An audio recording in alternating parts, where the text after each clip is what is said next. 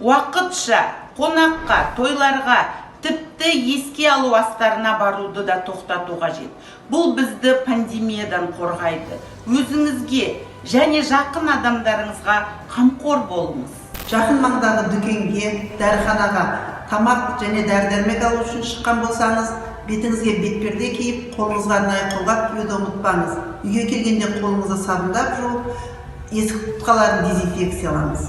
Әлеуметтік желілерді пайдалануды үйреніңіз. Әлеуметтік желіде өз парақшаңызды ашыңыз. Өзіңіздің азаматтық ұстанымыңызды осы жерде бөлісе отырыңыз. Пайдалы ақпаратпен бөлісіп отырыңыз. Әрдайым аман болайық. Үйде болыңыз. Санитарлық ережелерді сақтасақ, біз міндетті түрде коронавирусты жеңеміз.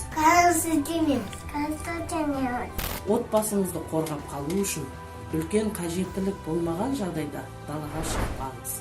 Балаларыңызбен, отбасыңызбен бірге үйде болыңыз. Оларға және бұрын уақыт жетпеген нәрселерге көбірек көңіл бөліңіз.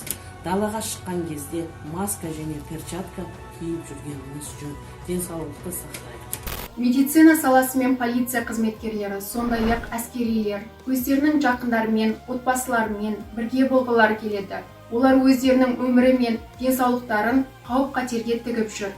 Өзіңізге және басқаларға қауіп төндірмес үшін үйде болыңыз.